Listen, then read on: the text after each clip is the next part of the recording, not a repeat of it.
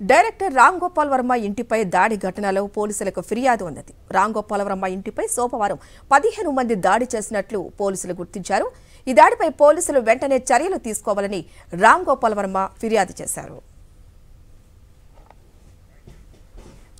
మరింత సమాచారం మా కరెస్పాండెంట్ సాయి కిరణ్ అందిస్తారు. సాయి కుమార్, ఈ ఘటనపై రామ్ గోపాల్ వర్మ నుంచి ఎటువంటి సమాచారం ఉంది, ఏం చెప్తున్నారు, అటు పోలీసులు కూడా ఏమంటున్నారు?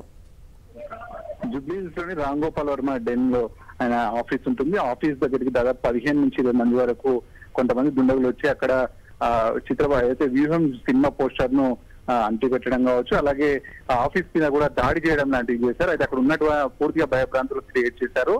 రామ్ గోపాల్ వర్మ గన్మెన్ అలాగే డ్రైవర్ కూడా పోలీసులకు సమాచారం ఇచ్చారు. ఇప్పుడు దీనిపైన కేసు కాబోతుంది, దానిపైన దర్యాప్తు కూడా జరగబోతుంది. ముఖ్యంగా అక్కడికి వచ్చిన వాళ్ళంతా కూడా చంద్రబాబు నాయుడు, పవన్ కళ్యాణ్, లోకేష్ అనుచరులం అంటూ కూడా వీరంగం చేశారు. దీనిపైన రామ్ గోపాల్ వర్మ కూడా ఫిర్యాదు చేయబోతున్నారు పోలీసులకు. అలాగే చర్యలు తీసుకోవాలి దీనిపైన అనేది కూడా కోరుతున్నారు. ఎందుకంటే పూర్తిగా భయభ్రాంతులకు క్రియేట్ చేసి కార్యాలయం పైన రాళ్లు రువ్వడం, అక్కడ కొంత నిప్పు పెట్టడము, పోస్టర్లకు వీటన్నిటికీ భయభ్రాంతులకు గురి చేసేలా కూడా చేశారు. కాబట్టి దీనిపైన చర్యలు తీసుకోవాలనేది కూడా వాళ్ళ ఆఫీస్ కార్యాలయం నుంచి రామ్ గోపాల్ వర్మ నుంచి కోరుతున్నారు.